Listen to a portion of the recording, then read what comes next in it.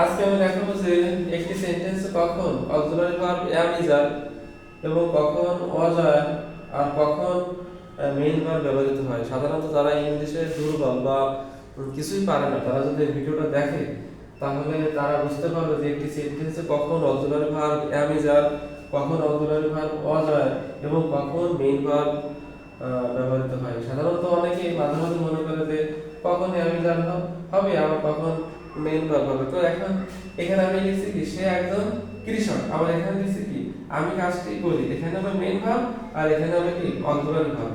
এখন কিভাবে আমি বুঝবো যে এখানে অক্সিলারি ভার্ব হবে আর এখানে মেইন ভার্ব হবে? প্রথমে সে একজন কৃষক।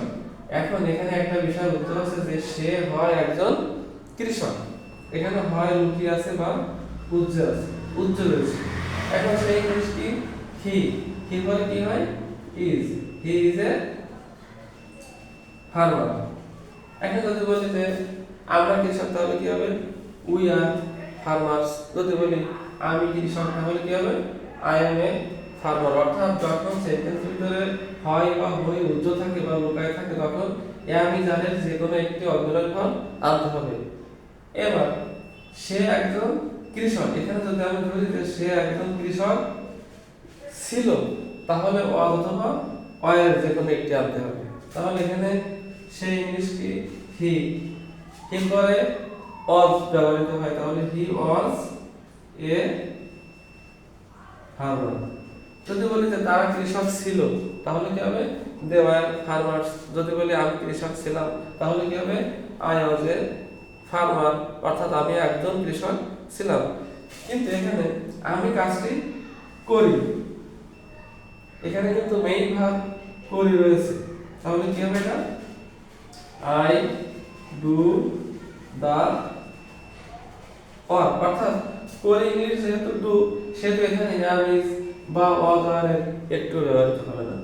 আবার এটাকে যদি আমি অতীতে ধরি বা পাস্টে ধরি তাহলে কি হবে পাস্টে ধরলে হবে কি বি টু, আর যদি বর্তমানে ধরি তাহলে কি হবে বি হবে। যেমন আই ডু দা ওয়ার্ক এটা হলো বর্তমানে।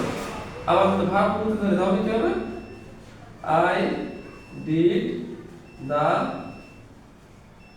ওয়ার্ক।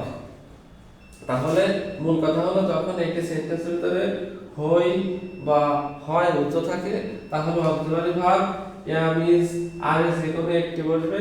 আর যখন ছিল কথাটি লুকিয়ে থাকবে বা উজ্জ্বল থাকবে বা থাকুক না কেন হয় বা ছিল তো সেন্টেন্সের ভিতরে স্পষ্ট করে থাকে তাহলে was বা were আনতে হবে। আর যখন মেইন ভার্ব থাকবে তখন was were বা am is are একটি হবে না, তখন সরাসরি কি হবে মেইন ভার্ব আনতে হবে।